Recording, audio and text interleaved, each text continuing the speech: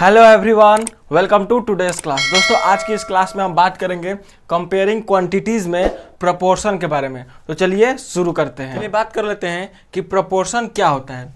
तो अगर मैं 4 नंबर्स हैं, अगर मैं ए बी सी डी, अगर मैं 4 नंबर्स हैं और इनका रेशियो A:B और C:D, यदि इन दोनों का रेशियो इक्वल आता है, यानी कि अगर मैं 4 नंबर्स हैं और एक दूसरे का रेशियो, जैसे ए का बी के साथ जो रेशियो है, जैसे कि A:B, और जो सी के डी के साथ जो रेशियो, जैसे कि सी और डी का जो रेशियो है, इन दोनों का रेशियो अगर में इक्वल आ जाता है, अगर मैं A:B इन दोनों का रेशियो और C:D इन दोनों का रेशियो अगर में इक्वल आ जाता है, तो हम लोग बोलेंगे कि यह चारों नंबर्स क्या है, प्रोपोर्शन में है। क्या बोलेंगे कि ये क्या है, प्रोपोर्शन में है। इफ A:B = C:D, तो बोलेंगे क्या है कि यह प्रोपोर्शन में है। तो आप देखिए A:B अगर में C:D के बराबर होगा, तो हम लोग जानते हैं कि रेशियो को फ्रैक्शन में भी लिख सकते हैं। तो इसे वैसे क्या लिख सकते हैं, इसको हम लोग फ्रैक्शन में A/B लिख सकते हैं, इज इक्वल टू क्या होगा, इसको हम लोग क्या लिख सकते हैं, इसको हम लोग लिख सकते हैं C/D। A/B = C/D। तो आई होप कि आप समझ गए होंगे। तो केस हम लोग केस बाई स्टडी करते हैं। सबसे पहला केस है कि अगर मैं चार नंबर्स और चारों अलग अलग है, जैसे कि A B C D, चारों के चारों क्या है, अलग अलग है, और ए का बी के साथ रेशियो और सी का डी के साथ जो रेशियो अगर में इक्वल है, तो इसे तो हम लोग प्रोपोर्शन बोलेंगे।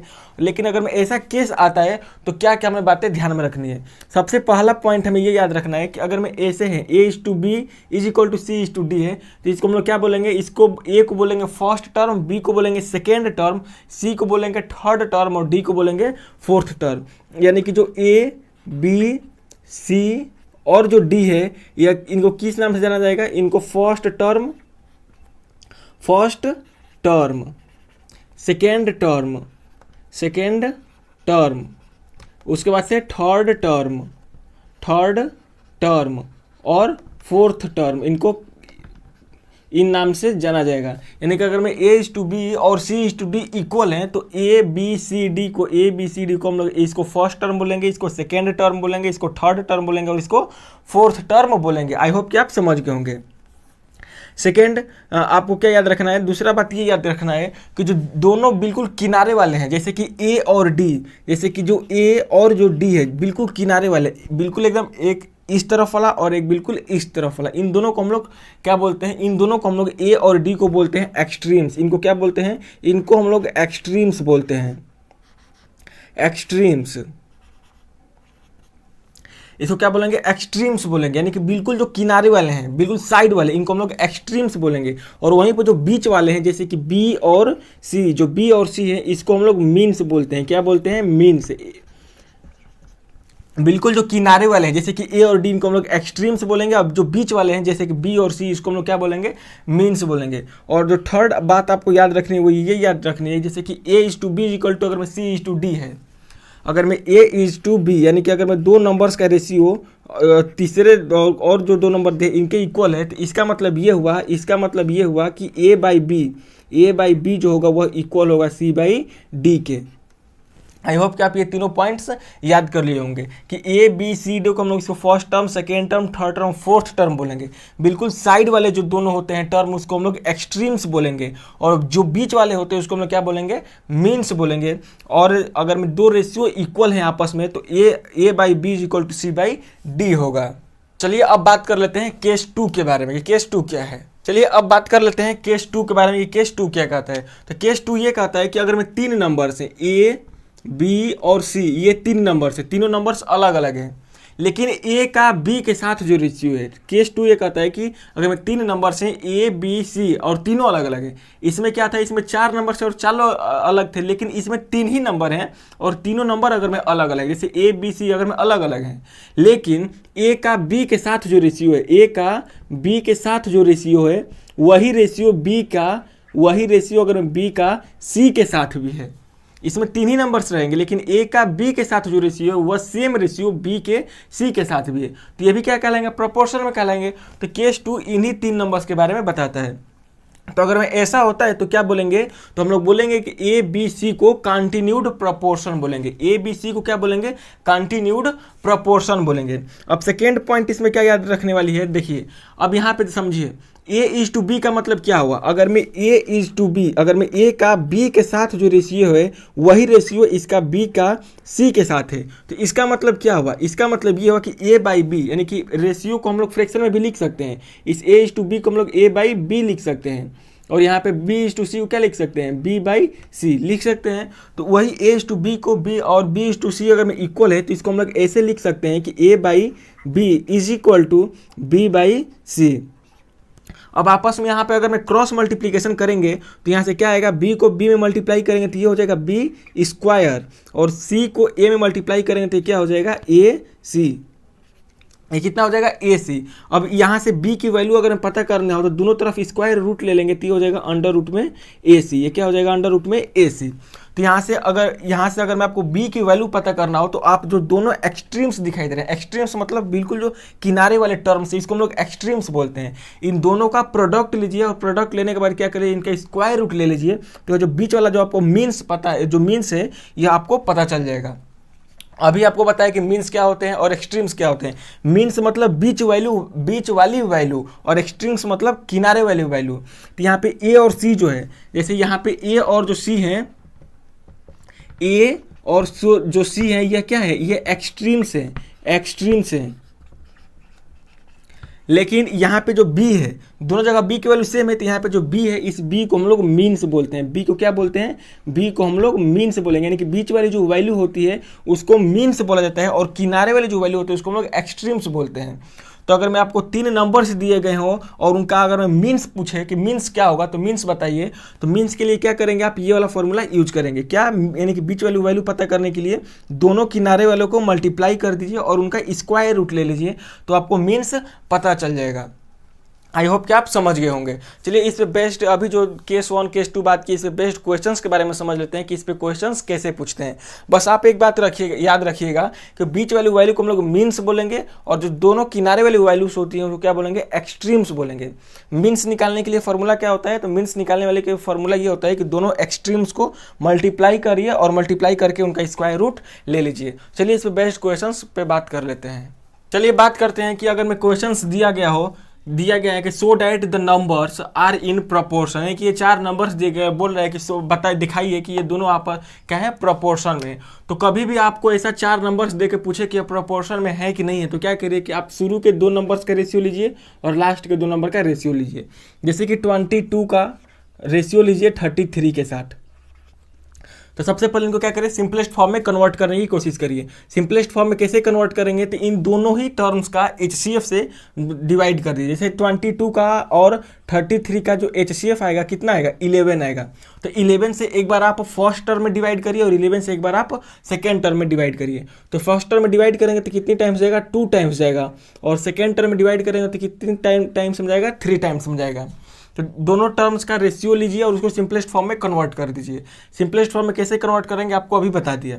फिर उसी तरह से लास्ट के दोनों टर्म्स का रेशियो लीजिए। तो 42 का रेशियो लीजिए किसके साथ, तो 42 का रेशियो लीजिए 63 के साथ। अब क्या करेंगे यहाँ पे, तो देखिए यहाँ पे भी पहले इनका HCF निकालिए। HCF यहाँ पे निकालिए, इन दोनों का HCF कितना होगा, HCF इन दोनों का होगा 21, कितना होगा 21। अब यह जो रेशियो दिया इसको सिंपलेस्ट फॉर्म में कन्वर्ट करिए। कन्वर्ट कैसे करेंगे, तो इनके HCF से एक बार फर्स्ट टर्म में डिवाइड करिए और एक बार सेकेंड टर्म में डिवाइड करिए। तो 21 से 22 में डिवाइड करेंगे तो 2 टाइम्स, और 63 में डिवाइड करेंगे तो 3 टाइम्स। अब देखिए ये दोनों का रेशियो क्या है, इक्वल आ रहा है। दोनों का रेशियो क्या आ रहा है, इक्वल आ रहा है। तो इसलिए हम लोग बोलेंगे कि चारों नंबर्स क्या हैं, प्रोपोर्शन में है।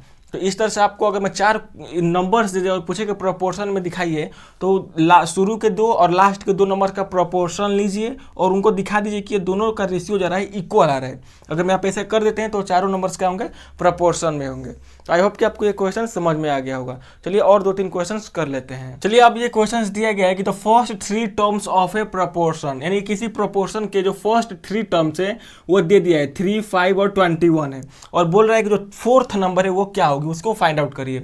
तो आगे से ये पहले से ही दे दिया है कि ये 4 नंबर्स हैं वो प्रोपोर्शन में है, और 3 नंबर्स आपको दे दिया और चौथा नहीं दिया है। तो मान लीजिए कि जो 4th नंबर है, let the fourth number be x. मान लीजिए कि जो 4th नंबर है वह x है।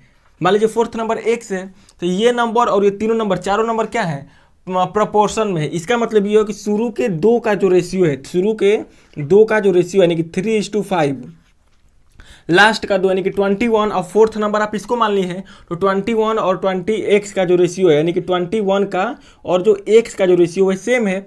इसका मतलब यही हुआ ना कि अगर मैं 4 नंबर्स प्रोपोर्शन में, इसका मतलब ये है कि शुरू के 2 टर्म्स के रेशियो लास्ट के 2 टर्म्स के रेशियो के इक्वल है। तो शुरू का 2 टर्म 3 और 5 है, तो 3:5 का रेशियो लास्ट के 2 टर्म्स यानी कि 21 और लास्ट का जो फोर्थ टर्म आप x माने, इन दोनों का रेशियो इन दोनों के रेशियो को इक्वल होगा।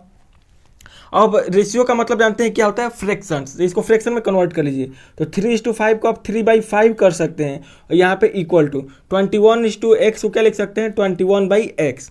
अब यहाँ से आप क्या करिए, x की वैल्यू फाइंड आउट कर लीजिए। क्रॉस मल्टीप्लिकेशन करके आप x इक्वल टू क्या करेंगे, x इधर चला जाएगा, 5 यहाँ पे मल्टीप्लाई हो जाएगा, 21 में 5 क्या हो जाएगा, मल्टीप्लाई हो जाएगा और 3 नीचे आ जाएगा। 3 से 7 टाइम्स में कट जाएगा, ये हो जाएगा कितना, 35। यानी कि x की जो वैल्यू आई है आपकी कितनी आई है, 35। तो आपका फोर्थ टर्म क्या हो गया, 35 हो गया। आई होप कि आप ये भी क्वेश्चन समझ गए होंगे। चलिए और एक नेक्स्ट क्वेश्चन आगे बात कर लेते हैं। चलिए देखिए इस क्वेश्चन को करते हैं। क्या कह रहा है कि find the mean proportion 8 and 18, यानी कि 8 और 18 का मीन प्रोपोर्शन फाइंड आउट करना है। तो मीन प्रोपोर्शन क्या होता है, एक बार आपको याद दिलाता हूं। देखिए बताया था कि अगर मैं 3 नंबर से ए, बी और सी, और ए का बी के साथ जो रेशियो है, ए का बी के साथ जो रेशियो है, अगर मैं वही बी के सी के साथ भी रेशियो हो जाए, अगर मैं वही रेशियो बी का सी के साथ हो जाए, तो ये प्रोपोर्शन में कहलाने लगते हैं। तो यहाँ पे जो b होता है इसी को क्या बोलते हैं, मीन बोलते हैं। यहाँ पे जो b को क्या बोलते हैं, मीन बोलते हैं। और जो दोनों साइड वाले होते हैं इसको हम लोग क्या बोलते हैं, एक्सट्रीम्स बोलते हैं। तो मीन फाइंड आउट करने के लिए आपको फॉर्मूला बताया था, क्या होता है कि दोनों एक्सट्रीम्स को अंडर रूट के अंदर मल्टीप्लाई कर दीजिए, तो मीन्स आपको पता चल जाएगा। तो यहाँ पे देखिए, यहाँ पे आपको क्वेश्चंस दे दिया है कि find the mean proportion 8 and 18, यानी कि 8 और 18 का आपको मीन प्रोपोर्शन फाइंड आउट करना है कि मीन प्रोपोर्शन क्या होगा। तो आप मान लीजिए कि जो मीन है, इन दोनों का जो मीन है यानी कि इन दोनों के बीच की जो टर्म है, मान लीजिए कि वह x है। Let mean is equal to x, यानी कि मान लीजिए कि जो मीन है वह x है। तो इसका मतलब कि जो एक पहले किनारे वाली जो नंबर 8 है, बीच के बीच की x है और इसकी लास्ट वाली कितना है, 18 है। इसका मतलब ये हुआ कि 8 का x के साथ जो रेशियो है, 8 का x के साथ जो रेशियो है, वही रेशियो x का 18 के साथ होगा, वही रेशियो x का 18 के साथ होगा। अब यहाँ पे x क्या है, x ही मीन कहलाता है। यानी कि यहाँ पे जो दोनों टर्म्स बीच में है इसको हम लोग मीन बोलेंगे, और जो किनारे वाली इसको हम लोग एक्सट्रीम बोलेंगे। तो आप मीन मान लीजिए कि x है, तो x है मीन है यहाँ पे। तो अब यहाँ से मीन कैसे निकालेंगे, तो 8:x को हम लोग 8/x लिख सकते हैं, और x:18 को हम लोग x/18 लिख सकते हैं। अब यहाँ से आप क्रॉस मल्टीप्लिकेशन करिए, x का x में मल्टीप्लाई करेंगे तो ये हो जाएगा x², और 18 को 8 में मल्टीप्लाई करेंगे तो ये हो जाएगा 144। अब यहाँ से x की वैल्यू फाइंड आउट करने के लिए दोनों तरफ स्क्वायर रूट ले लीजिए।